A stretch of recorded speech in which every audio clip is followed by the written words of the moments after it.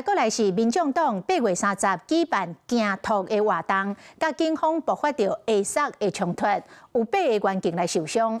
行政院长杜英泰今仔日表示，政府维护公权力的决心甲做法，无容允受到任何的挑战。内政部嘛会依法来侦办。代表地检署早起来证实，已经分案侦办，甲党主席黄国昌列为被告，无排除近期内会甲传唤到案说明。 民众党8月30遭逃活动，无合法申请着路权，佮甲警方爆发着激烈的冲突，造成8员警受伤。行政院长杜英泰为打了加当。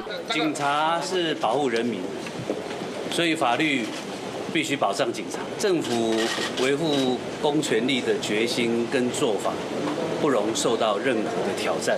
不管是妨害公务或者是有其他的一个违反集会游行法的这个行为，那就是会移送台北地检署来侦办。政府也展现维护公权力的决心。内政部严格谴责的同时，北检也证实已经将黄国昌列作被告，无排除最近会传伊到案说明。被国家机器即有法列他治案也好，真治案的被告也不是第一次了。刚当时，民众党立委陈昭祖也亚出为案的。 内情表示，在活动进前，有请党籍的议员去甲中正分局沟通，结果警察局甲因讲，上甲帮因冲过骑马，就随甲挽掉。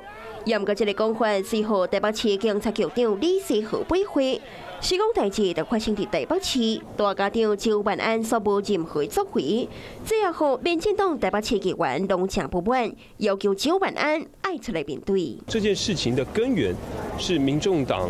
前主席柯文哲被羁押超过1年，从人权的角度，我可以理解民众党的支持者为何走上街头保障柯文哲前主席的人权。那你居然在合理化他的作为，而去伤害了我们基层员警的辛劳。身为一个台北市长，不应该用这样的方式来对待自己基层的员警。民众党遭逃活动的争议，到今拢也未结束。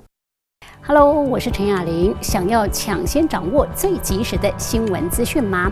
赶快订阅、按赞、开启小铃铛，锁定华视新闻 YouTube 频道。